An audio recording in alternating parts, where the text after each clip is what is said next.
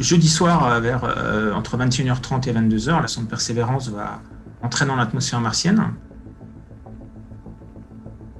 Pendant 7 minutes à peu près, elle va traverser l'atmosphère, elle va passer de 30 000 km/h à peu près 3 km/h à la surface. Donc c'est une forte décélération, il y aura ouverture du parachute. Et puis la sonde va être grutée par un filin pour arriver à la surface, donc le rover lui-même, Persévérance. Et ensuite, ce rover va se mettre en route à la surface de Mars pour prendre quelques images pour voir l'environnement martien dans lequel on a atterri.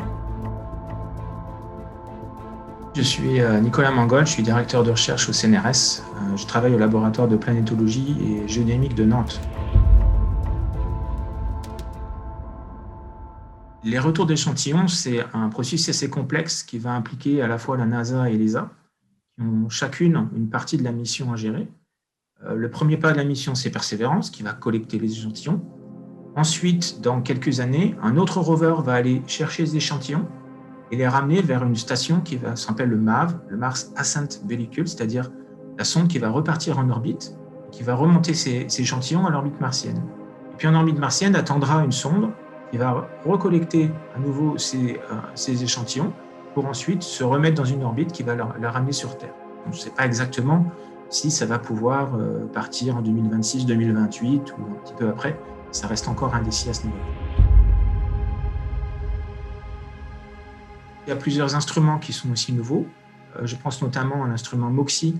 Il faut savoir que la NASA aime bien mettre sur ses rovers des instruments qui vont aider à la compréhension de l'environnement martien pour des missions habitées par l'homme un jour. On n'y est pas encore. Et ces instruments-là, comme MOXIE va créer de l'oxygène à partir de gaz carbonique atmosphérique. C'est la première fois que ça va se faire. Évidemment, l'oxygène, c'est important d'en créer sur Mars. Le jour où il y a des astronautes qui vont débarquer, il va falloir pouvoir créer de l'oxygène pour qu'ils puissent survivre longtemps. Et puis, une autre nouveauté technologique, c'est le petit hélicoptère que va emporter le rover. Il n'est pas gros, il fait moins de 2 kg. C'est un peu un drone, en fait, et qui va permettre de tester si l'exploration spatiale de Mars va pouvoir se faire aussi avec des drones qui vont aller collecter des informations à la surface avec des caméras. Si ce concept peut aussi s'appliquer à Mars, sachant que l'atmosphère est beaucoup plus fine.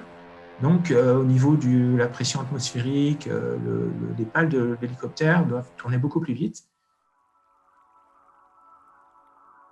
Le site de Jezero Crater a été choisi pour Persévérance par la combinaison de plusieurs sources d'intérêt géologique. Premièrement, c'est un ancien lac. On peut démontrer ça parce qu'il y a des cônes d'éventail, de dépôts, qui a à l'entrée de Jezero Crater. On a une vallée qui rentre, un petit peu comme le Rhône rentre dans le lac Léman.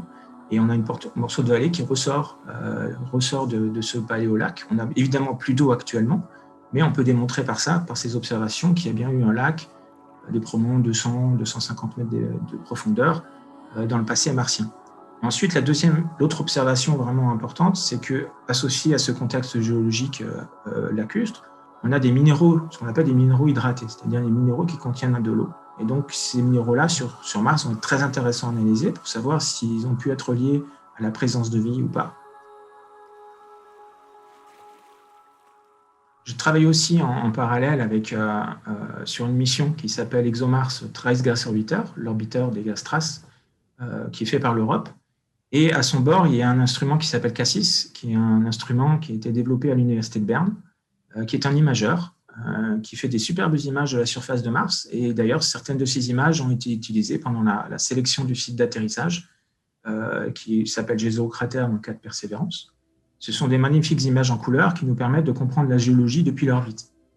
Et donc, cet instrument Cassis a actuellement collecté environ 20 000 images de la surface. Il est en train de faire une couverture presque globale de la surface de Mars à une échelle de 5 mètres par pixel, c'est-à-dire une échelle qui permet de voir vraiment la géologie de très près. On peut quasiment voir le rover à la surface, vu la taille, la résolution de ces images.